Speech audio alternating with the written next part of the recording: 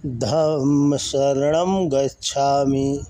श्रावस्ती दुल्हन की तरह सजी हुई थी और श्रेष्ठी कन्या सौम्य दर्शना दुल्हन थी। वह 16 श्रृंगार करके विवाह मंडप में विराजमान थी। कुमार सुयश उसके निकट बैठा हुआ था। सुकन्या सौम्य दर्शना के अंतर मन में तथागत भगवान बुद्ध की भाव मूर्ति जगमगा रही थी। हृदय मन सभी उस भाव मूर्ति में अर्पित हो रहे थे। उसके पास अपना कुछ नहीं था, जो कुछ था वह सब शास्ता को समर्पित हो रहा था। उसके प्राण हुलस रहे थे और श्रद्धा विगलित हो रही थी। उसे यह पता था कि शास्ता स्वयं उसे आशीर्वाद देने पधार रहे हैं। इस कल्पना मात्र से वह रोमांचित हो रही थी। उसके रोम रोम में कण कण में जैसे बिजली सी कौंध रही थी। वह भूल गई थी कि उसका विवाह हो रहा है और वह दूल्हे के साथ विवाह मंडप में बैठी हुई है। उस समय वह मात्र शास्ता के दिव्य भाव में निमग्न थी।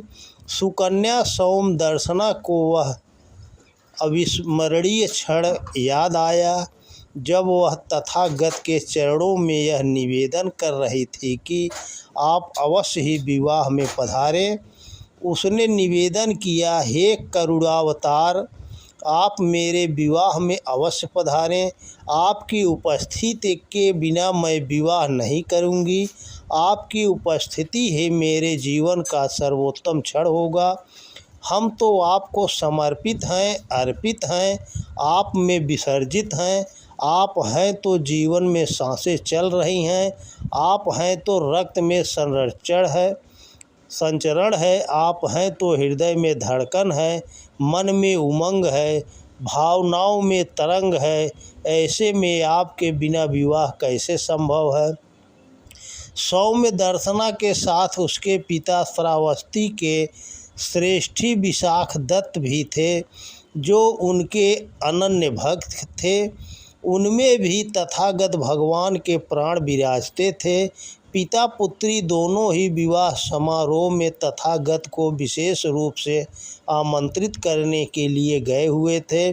सौम्य दर्शना एवं उसके पिता के आमंत्रण सुनकर तथागत एक पल को हंसे और कहने लगे, सौम्या, मेरे वहाँ जाने पर कहीं राग की अग्नि न बुझ जाए, कहीं सप्तपदी के लिए बढ़ने वाले पग तप के लिए न बढ़ जाएं, बसने से पहले गृहस्थी उजड़ न जाए, कहीं कुछ ऐसा न हो जाए जो सामान्य रूप से न होता हो।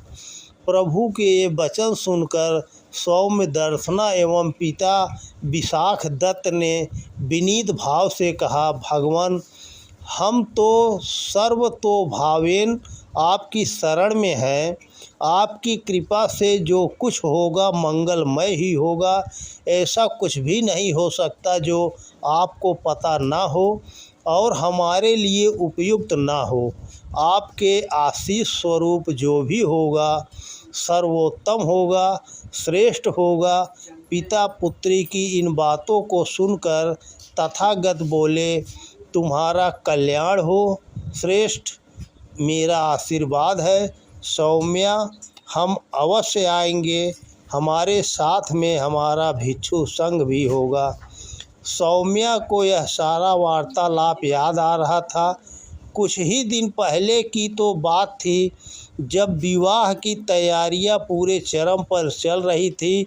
श्रावस्ती के नगर द्वार से लेकर गृह द्वार तक हर कहीं प्रकाश लड़ियों के बंधनवार जगमग कर रहे थे। नगर की प्रत्येक विधिका महक रही थी। महाराज से लेकर सामान्य जन तक सभी उल्लासित थे। प्रत्येक की दृष्टि उनके भवन की ओर लगी थी। नगर का प्रत्येक पथ उन्हीं के भवन की ओर जाता लगता था। हर कोई उनके भवन में होने वाले समारोह में भागीदार होना चाहता था। मेहमानों के स्वागत की व्यवस्था स्वयं महाराज देख रहे थे। उनकी आंखें द्वार पर टिकी थी। यदा कदा उनके चेहरे पर आधीरता की लहरें काँप उठती थी। कुल कन्या के इस विवाह समारोह में स्वागत व्यवस्था का दायित्व वे स्वयं संभाल रहे थे, पर मन के किसी कोने में यह भाव भी छिपा था कि उन्हें भिक्षु संघ के साथ स्वयं भगवान बुद्ध के दर्शन, सत्कार एवं सेवा का सुयोग अनायास ही मिल जाएगा। शास्ता के आगमन की खबर पूरे नगर में वायु के झोंके की तरह फैल गई। इन्हीं शुभ क्षणों के लिए समूची श्रावस्ती तथा उसके प्रत्येक नागरिक मन में आशा संजोए प्रतीक्षारत थे, और यह घड़ी समाप्त हो गई जब वह खबर आई कि शास्ता पधार रहे हैं। इस समाचार के समूचे वातावरण को कुछ विशिष्ट रूप में तरंगित और स्पंदित किया।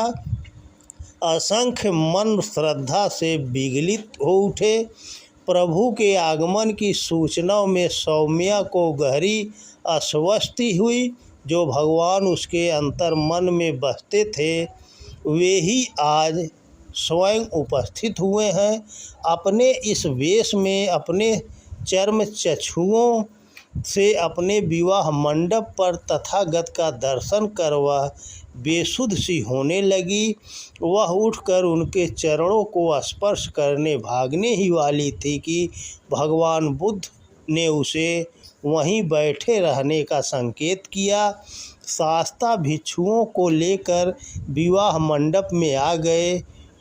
उसके तप तेज के सन्मुख मंडप में फैला कृत्रिम प्रकाश फीका पड़ गया, बुझ सा गया।